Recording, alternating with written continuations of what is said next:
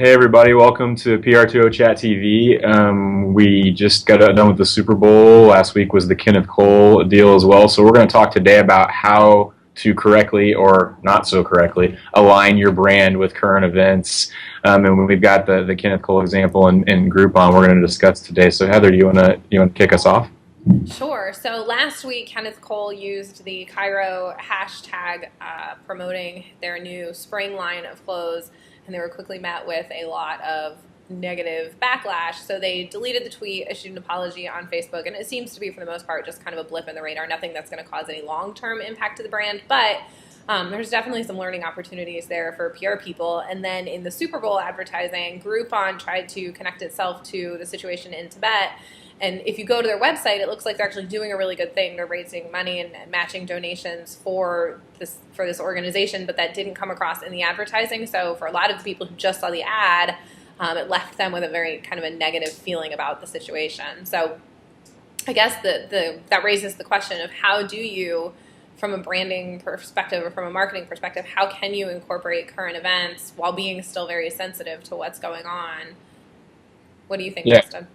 Well, with Groupon, let's start with Groupon first. I think it's really interesting how you have a brand that's done a really good job of building community. They've really created, all these sub-communities throughout different cities in the U.S. and there's lots of brand awareness out there. They've done a really good job with it. And then, you saw their TV commercials, and I just was kind of scratching my head like, I don't get it. And then I went and looked online, and to your point, it's kind of like, okay, you guys are trying to do a really good thing here around causes. It makes a lot of sense, build community around causes. You've already done a great job building community, but none of that comes across in the advertisement. So I think it's one of those things where maybe they had the right concept, but the way they executed it just didn't, it didn't show what they were trying to do. And if people didn't look online or they weren't following a Twitter conversation, I think there's probably a lot of people who never saw any of that, Right. cause-related conversation. Cause marketing is such a big thing right now, and companies are trying to align themselves with various causes and local nonprofits and whatnot. But it does make you more aware that just, people aren't going to get it right away necessarily. Like, you have to make it very obvious to them. You have to spell it out. So just because you put in your e-newsletter, for example, that you are supporting this charity, that doesn't mean everyone's going to get it on the first time. You have to, explain why you're supporting them. How does that relate back to your brand? What is what is it exactly that you're doing? And then repeat it and hit them in multiple touch points. So, that's just, marketing 101 though. You can't just say something once and hope that everybody gets it. And you can't rely on the user to take that next step to research it. You have to give them all the information that they need so they can make a well-educated decision or view of your company. Whereas I think with the Groupon challenge, if someone took the time to do the research and go to the website, they would see all the information. But if someone just watched the ad, which is probably what, out of the 111 million people or whatever that watched the Super Bowl, probably most of them just saw the ad, so they didn't get the full story. So that, you have to make it as easy as possible on the user to get all of the information out there and not make them jump through hoops to get the whole story. Yeah, and Nate Riggs, we were talking earlier, had a really interesting post on Groupon. You might want to go check it out on his blog. But one of the conversations that happened in the comments that I kind of started with him was, if it's me, if I'm Groupon, I don't think they alienated a lot of customers. People think with their wallet. If they're going to save money, they're going to save money. For me, I'd be worried about alienating their investors. I just think that you had a campaign that they tried to execute in the biggest stage of the year.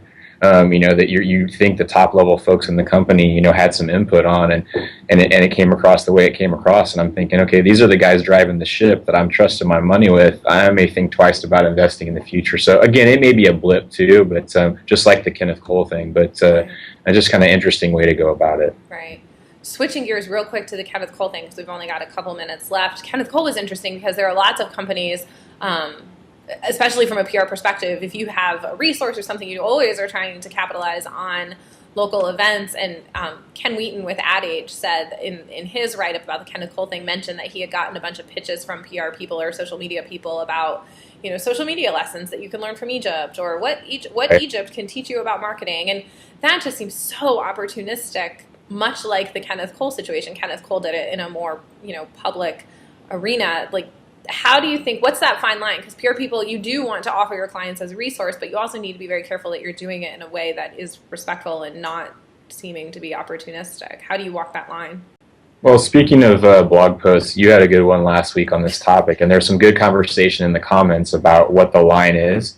And for me, I mean, this is one of my soapboxes, one of my pet peeves. I do not understand why people act so differently online than they would in an offline situation, because a lot of these times when these things come up, like the Kenneth Cole situation, I don't think Kenneth Cole would have said that to a group of people if he was giving a speech. Or if he was talking one-on-one, to some potential investors or business partners. I don't know. I think people do things and say things online that they would never say offline. And it comes down in some respects to filters and tact. I mean, that's maybe simplifying it a little bit too much, and there can be creative ways to test the boundaries. But in this case, I just think you got to have a filter and do the self-test and think about what others are going to think. What would you think if it was another company? How would you react? Right. Yeah. And for some companies, they're okay with that. Like, Kenneth Cole's kind of always been politically out there, or has always had politically charged advertisements. So he may not care. Like, he may seem that as totally appropriate. But for other companies where they try to stay out of politics, they need to think twice about how these things tie together.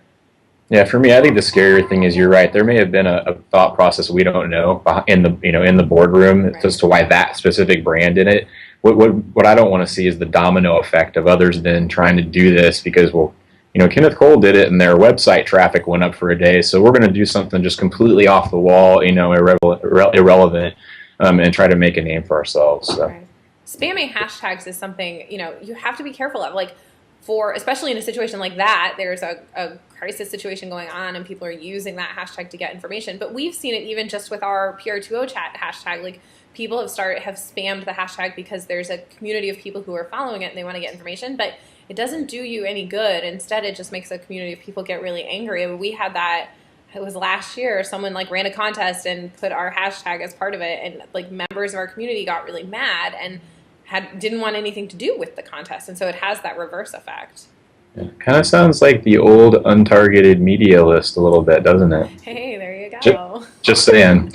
All right, I think that's all of our time for today. Thanks everybody for checking out our conversation, and we'd love to hear your thoughts on this issue or other issues in the comments. We'll see you next time.